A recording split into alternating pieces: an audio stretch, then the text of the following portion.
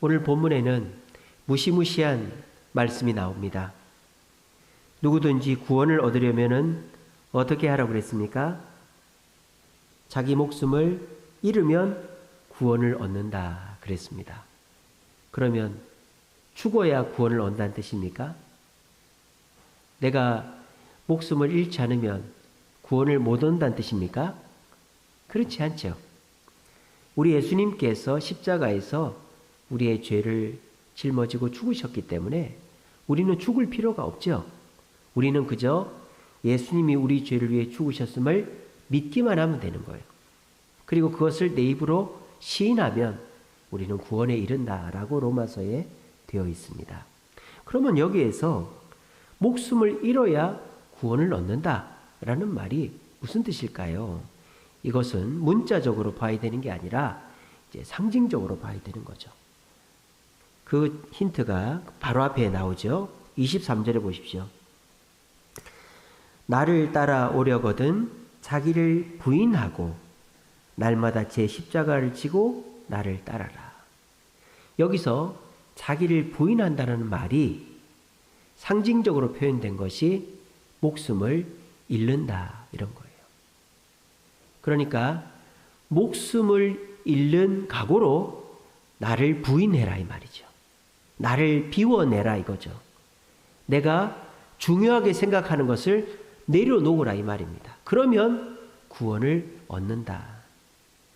목숨을 진짜 바쳐야만 구원을 얻는 무슨 저기 마야 문명에서 하는 또는 이슬람교에서 지하드 하듯이 그런 식으로 문자적으로 목숨을 내놓아야 된다는 게 아니라 나를 부인하는 것, 나를 포기하는 것, 나를 비우는 것의 상징적인 의미로 목숨을 내놓을 정도로 자신을 비우고 포기하고 내려놓아라.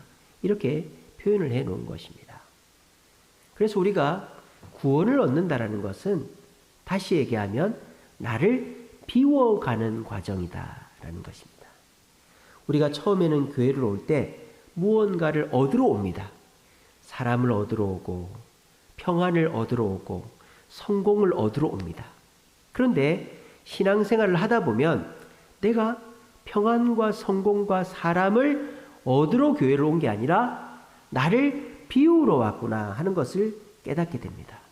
내 욕심을 비우고 내 습관을 비우고 내 원망과 불평의 마음을 비워야만 내가 사람도 얻고 성공도 하고 그리고 평안도 얻게 된다라는 것을 신앙생활을 해나가면 해나갈수록 깨닫게 되는 것이죠. 그런데 내가 욕심을 부린다든지 내가 자존심을 피워서 비워야 할 것을 비우지 않으면 그때서부터 신앙생활이 꼬이게 되는 거죠. 재미가 없어지는 거예요. 만족이 없어지는 거예요. 기브 앤 테이크, 얻어지는 게 없는 거예요. 많은 성도들이 여기에서 머물러 있단 말입니다. 마치 톱니바퀴가 맞물려 돌아가는데 중간에 이물질이 껴가지고 톱니바퀴가 못 돌아가는 것과 같이 우리가 버릴 때는 버려야 되는데 비워야 되는데 주님이 비우라고 말씀하시는데 비워야 될 것을 못 비우니까 내가 주님께 얻을 수 있는 채움을 받지 못한다는 것입니다. 저와 여러분들도 비워야 할 것들이 있죠. 여기 앉아 계신 분들은 신앙생활은 비움의 과정이다라는 거에 다 동의하실 거예요. 이미 초신자의 단계는 지났으니까. 그래서 내가 교회에 와서 말씀을 듣고 또 기도를 하고 또 봉사를 하면서 내가 내 자신을 자꾸 비워가야 되겠구나 하는 것을 깨닫고 또 비워갔을 때에 하나님이 주시는 은혜와 축복을 경험하면 계속 또 비워가려고 애를 쓰는 거죠. 그런데 그 비우는 게 잘 안 된다 이거예요. 쉽지가 않다는 거죠. 사람은 누구나 욕심이 있습니다.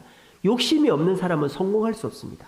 근데 때로는 욕심을 비울 때도 있어야 되는 거죠. 근데 내가 원하는 거, 내가 먹고 싶고 하고 싶고 되고 싶고 갖고 싶은 거를 주님이 비우라고 할 때 그거 비우는 게 참 어렵다 이 말이에요.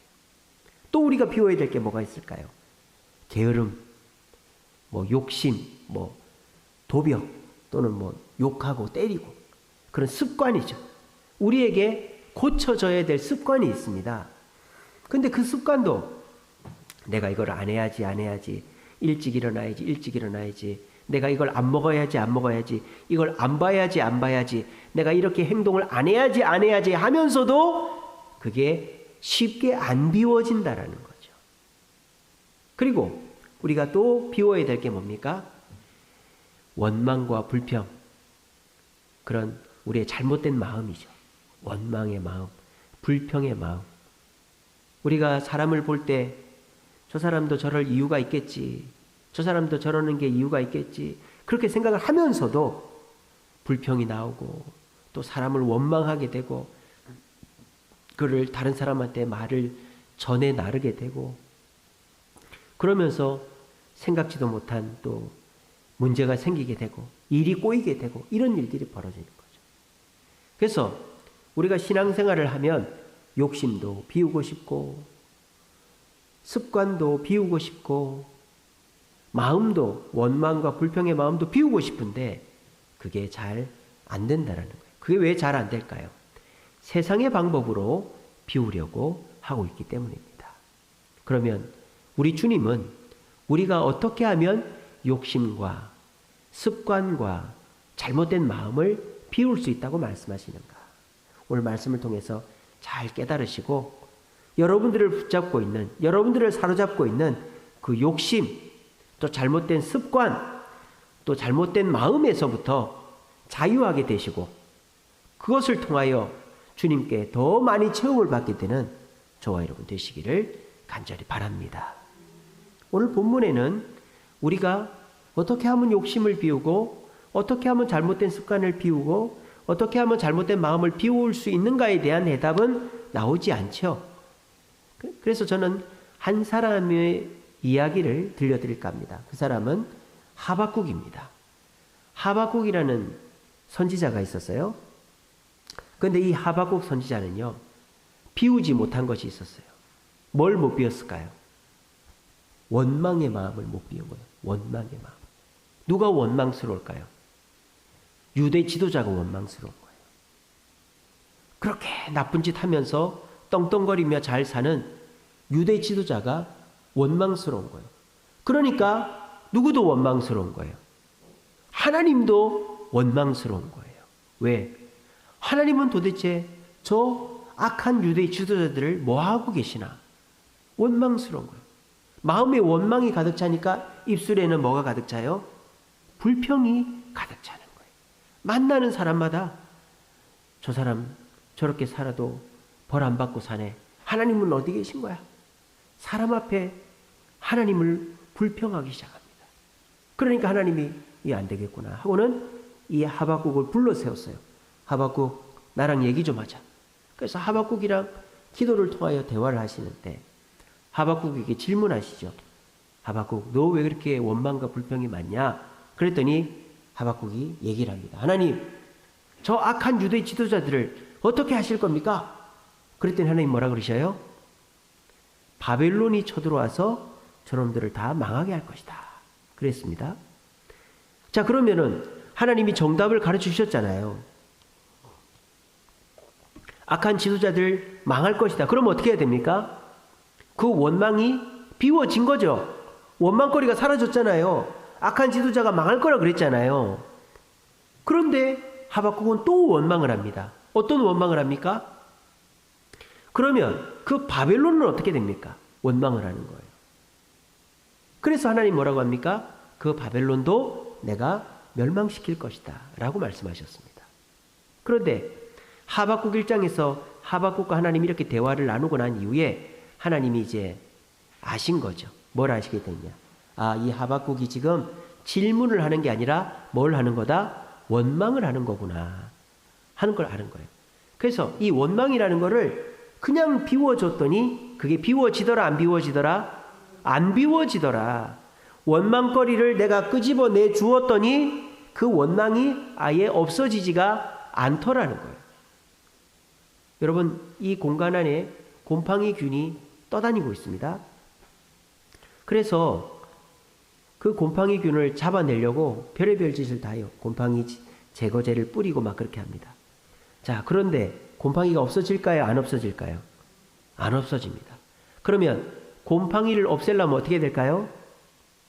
여기를 깨끗한 공기로 채우고 곰팡이가 없어질 환경을 만들면 되는 거예요. 그래서 제가 아침마다 아침 저녁으로 환기를 시킵니다. 그리고 제습기를 틀어놓습니다. 그 습기를 다 걷어가요. 그러면 곰팡이가 생기질 않는 거예요. 곰팡이를 죽이려고 하면 그 사람이 먼저 죽습니다. 네. 곰팡이를 죽이려고 하면 내가 죽어요. 내가. 그럼 어떻게 됩니까? 곰팡이가 자리를 못 잡게끔 다른 걸 채우면 되는 거예요. 깨끗한 공기를 채우고 습도를 줄이고 환경을 맞춰 놓으면 곰팡이는 안 생기는 것입니다. 원망과 불평, 곰팡이와 같은 거예요. 곰팡이 눈에 보이는 거를 칙칙 뿌려서 죽였다고 해서 아예 없어지는 게 아니다. 비운다고 다 비워지는 게 아니다라는 것입니다.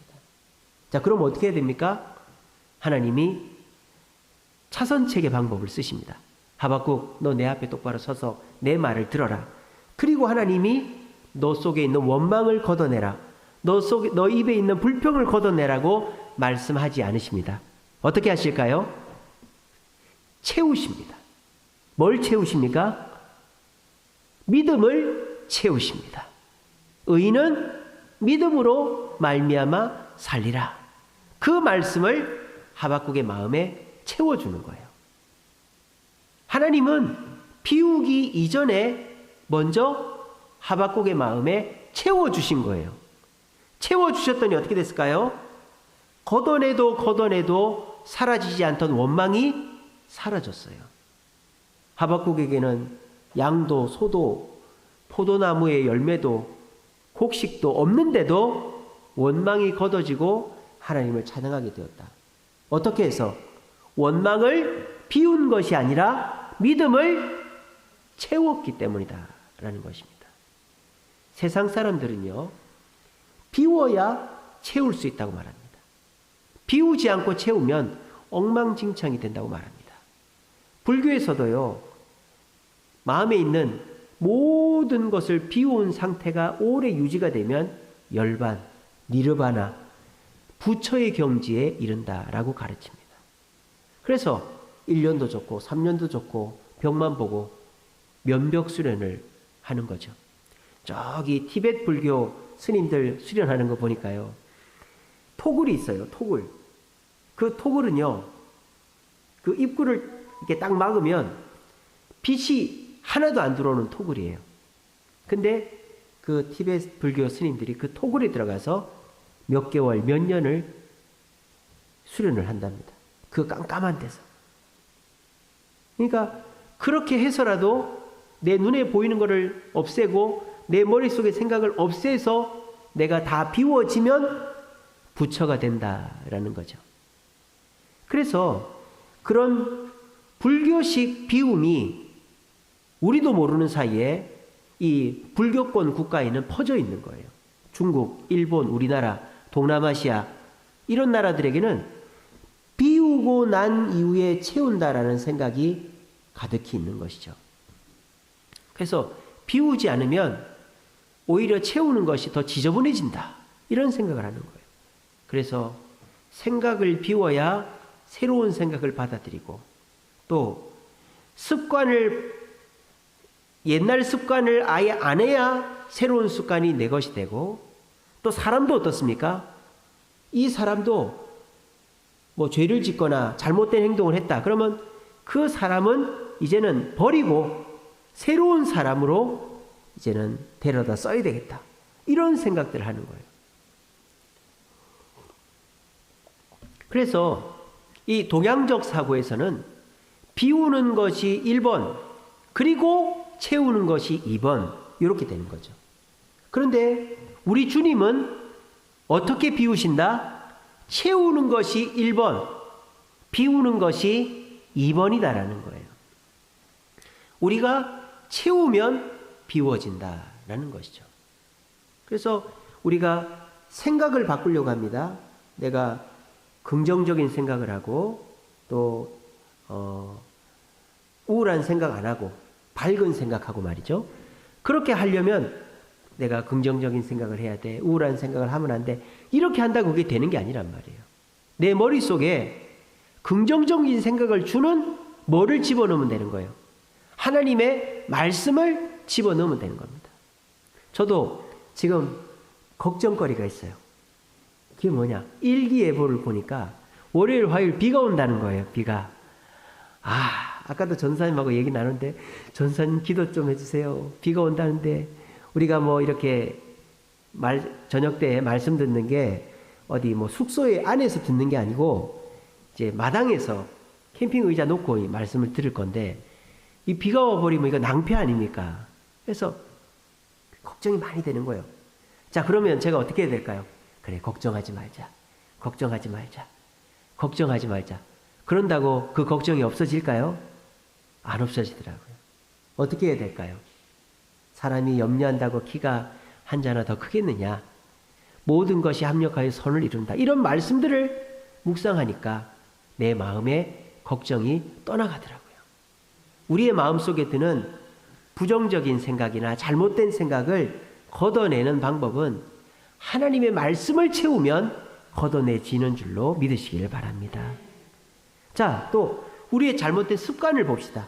뭐 게으른 습관, 먹지 말아야 될 것을 먹고 보지 말아야 될 것을 보고 하지 말아야 될 행동을 하고 뭐 이런 것들 안 하려고 다짐을 하고 일찍 자려고 막 잠자리에 눕고 해도 잠은 안 오지. 심심하지. 자꾸 그 생각이 떠나지 않지. 그러니까 나도 모르게 하루 또 밤을 새버리고 내가 하지 말아야 될 행동을 하는 이런 습관을 끊지 못하는 이걸 어떻게 끊을 수 있을까요? 성령의 인도를 따라서 하면 끊어지는 거예요. 잠이 너무 안 온다. 그럼 어떻게 해야 될까요? 내가 몸을 좀 피곤하게 해서라도 아니면은 잠이 잘 오는 음악이나 뭐 그런 소리를 듣더라도 어떻게 하든지 잠이 오는 방법을 동원을 해야 되는 거죠. 그래서 여러분들이 잘못된 습관을 고치려고 할 때 나 혼자 힘으로 고치려고 하면 100% 안 고쳐집니다. 왜? 마귀는 내 생각을 훤히 다 읽고 있기 때문입니다. 그런데 내 생각을 절대 읽지 못하고 나를 좌지우지 못한 내가 생각지도 못한 방법으로 나를 바꿀 수 있는 길이 있죠. 그게 뭡니까? 바로 성령의 인도함이라는 거예요. 성령의 뜻은 우리 하나님 예수님도 모른다 그랬어요. 성령이 우리를 어떻게 인도해 가실지를 사탄은 절대 모르는 것입니다. 그러므로 우리가 잘못된 습관들을 끊어버리고 싶을 때 그게 잘 안 된단 말이에요. 그럴 때 기도하는 거예요. 성령님의 인도를 구하는 거예요. 그러면 성령님이 내가 지금까지 생각지도 못했던 방법이나 아이디어를 떠오르게 하셔서 그런 것들을 이제 안 할 수 있게끔 길을 열어주신다는 거예요. 자, 그런데 이때 중요한 게 뭡니까? 사람은 반드시 넘어지게 돼 있다는 것입니다. 사탄 마귀는요, 기다리고 있습니다. 내가 잘못된 습관을 고치려고 애를 씁니다. 그래서 하루 성공했어요. 우리가 뭐 금연하듯이 금주하듯이 내가 하루 담배 안 폈다. 하루 술 안 먹었다. 하루하루 이렇게 됐단 말이에요. 근데 그러다가 사람이 무너질 때가 있죠. 또 옛날로 도루묵이 될 때가 있단 말이에요. 그럴 때 내가 노력해서 비우려고 하는 것과 성령을 채워서 비우려고 하는 것이 극명하게 차이가 납니다. 내가 노력해서 비우려고 하면 내가 예전의 습관으로 다시 돌아갔을 때 내 마음속에 엄청난 정죄와 비난의 음성이 들립니다. 그게 내 자의 음성이건 사탄의 음성이건 너 그럴 줄 알았다. 너 며칠 잘 참더만 그 며칠이나 가나 했다. 이런 음성이 확 들려오는 거예요. 그런데 저와 여러분들이 잘못된 습관을 끊으려고 성령님께 기도하고 의탁하면 어떻게 되는 줄 아세요? 내가 참고 참다가 또 옛날 습관으로 돌아간 그 순간 성령님은 우리에게 말씀하십니다. 괜찮아. 그럴 수 있어. 내가 도와줄게. 그래서 그 실수의 순간을 빨리 넘어가게 해주시는 것이 성령의 인도함이라는 거예요. 저는요, 이 성령의 인도함이 중요한 때가 언제냐? 내가 노력해서 내 습관을 고쳐간다라고 생각하다가 넘어졌을 때, 그때가 성령님이 나를 인도하시는데 빛을 발하는 순간이다. 스님들 중에 스님 생활 그만두는 분들이 많아요. 신부님들이나 수녀님들도 마찬가지고. 어떨 때 그럴까요? 내가 열심히 노력해서 결혼도 안 하고 수양하고 수련해서 경지에 올랐는데 그게 어느 순간에 무너졌을 때 그러면 환속하는 거예요. 스님을 그만두는 거예요. 또 신부 수녀님을 그만두는 거예요. 그게 뭐예요? 내가 비우려고 하면 그렇게 된단 말이에요. 내가 비우려고 하면요, 내가 죽을 때까지 그게 비워질까요? 한순간은 넘어지게 돼 있다 이 말입니다. 그럴 때 내가 비우려고 해서 넘어지면 사탄 마귀는 그 틈을 비집고 들어와서 나를 완전히 무너뜨려 버립니다. 패배시켜 버립니다. 하지만 성령의 인도를 따라서 성령의 인도를 채워서 나를 비우려고 하면 내가 어찌어찌 하다가 실수하고 넘어져도 성령님의 격려와 위로로 다시 그 길을 가게 돼 있다는 거예요. 그런 은혜를 누구보다도 많이 누리는 게 저입니다. 저는요, 여러분들이 생각하는 것 이상으로 죄를 많이 짓습니다. 근데 목사가 자기 노력으로 죄를 안 지어야지 노력하고 다짐하고 결단하고 한다고 그게 안 되겠어요? 그런 습관들이 완전히 벗어날 수가 없다는 거예요. 그래서 또 넘어지고 실수할 때가 있습니다. 그런데 그때 저는 얼굴에 철판을 깝니다. 성령님께 기도합니다. 주님, 제가 노력을 했지만 또 이런 죄를 지었네요. 하지만 주님이 나를 인도하고 계시니까 이것도 주님이 용서해 주실 줄 믿습니다. 철판을 까는 거예요. 그러면 제가 다시 예전의 길로 돌아가는 게 더 빠르게 돌아가더라는 거예요. 그래서 우리가 우리 자신의 잘못된 습관을 비우려고 할 때 제일 좋은 방법은 내 노력으로 비우는 게 아니라 성령의 인도를 구하는 것이다.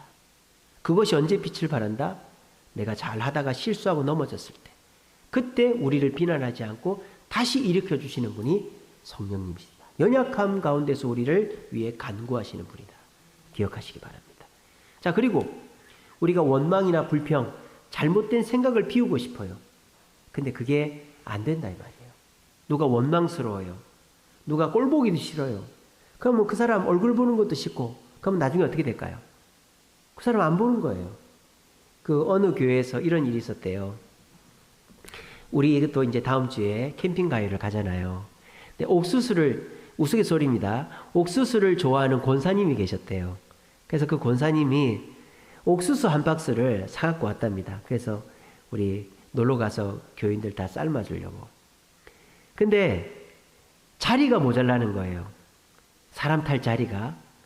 그래서 어떤 권사님이, 어이 권사님, 사람 탈 자리 없으니까 이거는 못 가져가겠네. 이렇게 된 거예요.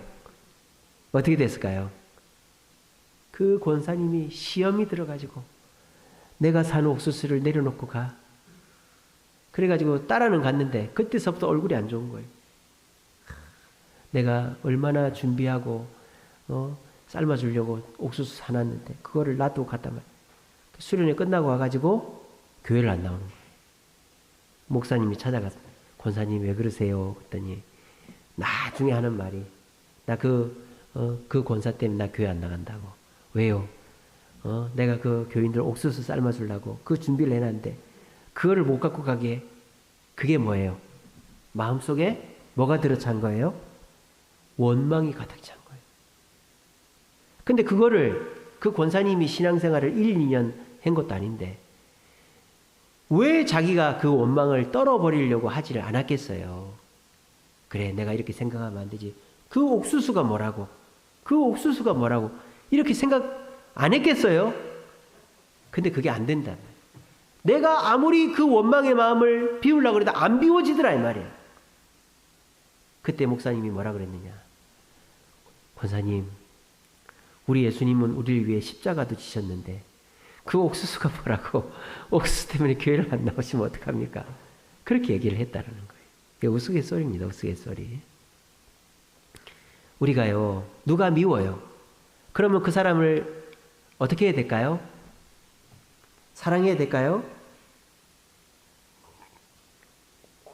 여러분, 미워하는 사람은 미워해야 됩니다. 미워 죽겠죠? 그러면 엄청 미워하세요. 미워 죽겠다. 미워 죽겠다 하세요. 안 그런 척 하지 마시고.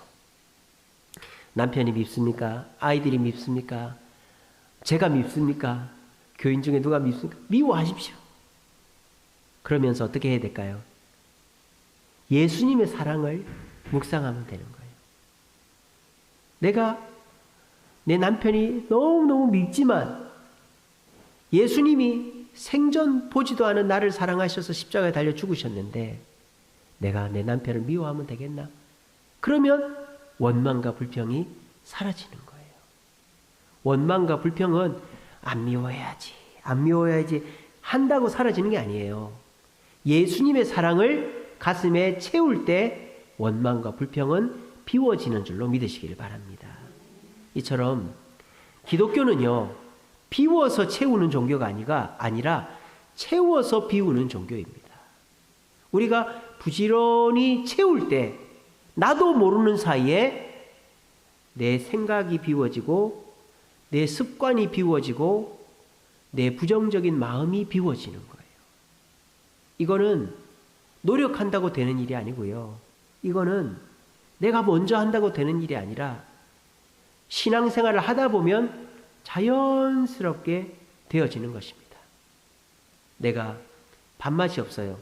그러면 맛있는 음식을 먹어야지가 아니라 내가 밥맛이 있게끔 배가 고프면 자연스럽게 밥맛은 생기게 돼 있는 것입니다. 근데 이것저것 다 먹으면서 다 맛있기를 바라는 것은 욕심이다라는 것이죠. 우리가 교회 와서 비워야 될 것들이 많죠. 내 욕심이나 내 습관이나 또 내 마음을 비워야 되죠. 근데 그것이 내 결단과 의지로 비우면 반드시 도루묵이 되게 돼 있습니다. 어떻게 해야 된다? 하박국이 믿음을 채웠더니 원망이 떠나간 것처럼 우리 머릿속에 하나님의 말씀을 채우고 우리의 습관 속에 성령의 인도를 채우고 그리고 우리의 그 마음 속에 예수님의 사랑을 채울 때 우리가 그렇게 비우고 싶어 했던 욕심과 잘못된 습관과 그리고 원망과 불평의 마음은 다 비워질 줄로 믿으시기를 바랍니다. 말씀을 맺겠습니다. 마태복음 11장 29절 여러분들 잘 아시죠? 수고하고 무거운 짐진 자들아 다 내게로 오라. 내가 너희를 쉬게 하리라. 마태복음 11장 27절인가 28절인가 나오잖아요. 우리 주님은 저와 여러분들에게 쉼을 주시기를 원하십니다. 근데 그 쉼도 어떻게 주신다고 되어 있는 줄 아세요? 마태복음 11장 29절에 보면 내게 배우라. 그리하면 쉼을 얻으리니 이렇게 되어 있습니다. 그냥 쉬는 게 쉼이 아니라 배워서 쉬어야 예수님의 쉼을 얻을 수 있다는 거예요. 우리가 지난 토요일 날 우리가 새가족 수양회를 했는데요. 그때 우리는 엄청난 쉼의 은혜를 경험했죠. 그때 우리 뭐 했습니까? 와서 식사 준비하고 강의 듣고 세족식하고 기도했습니다. 쉬는 게 아니죠. 근데 그 새가족 수양회를 통해서 우리는 하루 종일 누워서 TV 보는 것보다 더 큰 쉼의 은혜를 받은 거예요. 이게 뭡니까? 주님이 가르쳐 주시는 쉼이죠. 주님이 가르쳐 주시는 은혜라는 것입니다. 가만히 있는 게 휴식이 아닙니다. 산책을 한다든지 사랑하는 사람과 대화를 한다든지 의미 있는 곳에 봉사를 하면 그게 진정한 쉼이 되는 것입니다. 마찬가지로 쉬는 것도 그냥 비운다고 일을 비우고 내 스케줄을 비우고 내 몸이 해야 될 모든 것들을 비워놓는다고 쉬어지는 게 아니에요. 하루 종일 누워있으면 허리만 아플 뿐입니다. 허리만. 어떻게 쉬어야 됩니까? 채워서 쉬어야 되는 거죠. 땀을 흘려서 쉬고 산책을 하면서 쉬고 사람을 만나면서 쉬면 혼자 방바닥에 우두커니 누워있는 것보다 훨씬 더 유익하고 큰 쉼을 얻을 수 있는 겁니다. 오늘 자리에 나오신 저와 여러분, 우리가 비워야 될 것, 내 노력과 내 노력과 내 계획으로 비워지는 것이 아니라 주님의 말씀을 채우고 성령의 인도를 채우고 예수님의 사랑을 채울 때 우리는 나도 모르는 사이에 내가 비우려고 했던 욕심과 게으름과 부정적인 생각이 비워지게 되어 있습니다. 우리 모두 이 시간 기도합시다. 주님, 내가 바뀌어야만, 내가 새로운 사람이 되어야만 주님으로부터 새로 채울 수 있는 게 아니라 내 모습 이대로 내가 말씀을 가까이 하고 성령의 인도를 받고 내가 예수님의 사랑을 묵상할 때 나는 똑같이 욕심꾸러기고 게으르고 부정적인 생각을 갖고 있지만 주님으로 채울 때 나의 잘못된 것들은 다 비워질 줄로 믿습니다. 주님, 내가 비우려고 하기보다 주님께 더 가까이 나아가 주님을 채움으로 참된 비움과 채움을 경험하는 내가 되게 해주옵소서. 우리 그렇게 다짐할 수 있는 저와 여러분 되시기를 간절히 바랍니다.